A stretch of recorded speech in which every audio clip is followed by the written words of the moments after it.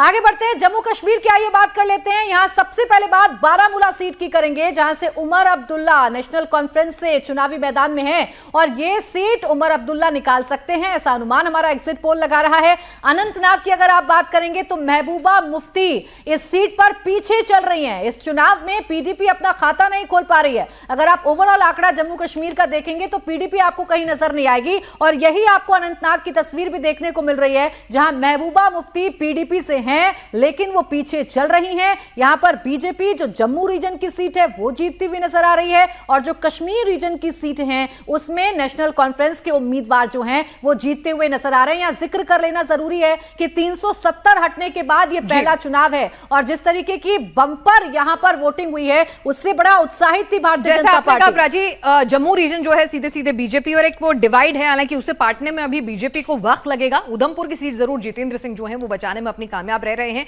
और एक परंपरागत सीटें जो रही हैं, लेकिन यहां से जो बड़े टेक अवे हैं कि महबूबा मुफ्ती की राजनीति कहां जा रही है।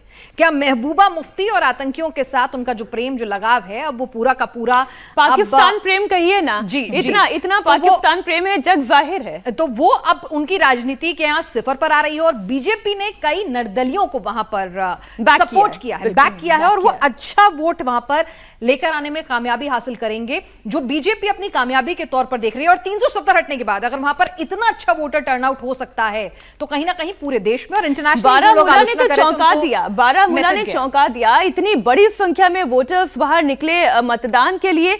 इसलिए भले ही भारतीय जनता पार्टी ने कश्मीर की सीटों पर चुनाव नहीं लड़ा हो, लेकिन यह कहा जा सकता है, जैसा आप कह रही हैं, कि निर्दलीय उम्मीदवारों को उन्होंने समर्थन दिया है और इसका असर जब नतीजे आएंगे तो उसमें भी दिखाई देगा। ये तो एग्जिट पोल है, लेकिन वोट शेयर जब सामने आएगा नतीजों वाले दिन तब वो बड़ा इंटरेस्टिंग होगा। वोट शेयर राज्य है, ये वही राज्य है जहां पीएम जाते हैं तो परिवारवाद की बात भी करते हैं, पाकिस्तान की बात भी करते हैं और उन चेहरों को एक्सपोज किया जाता है, सियासी चेहरों को, जो हमेशा पाकिस्तान का राग अलापते हैं। और जो हमारा एग्जिट पोल बता रहा है, अगर यही अनुमान सच साबित होता है तो आप ये मान लीजिए कि पीएम ने जो कोशिश की थी वो कहीं ना कहीं सही साबित हुई है।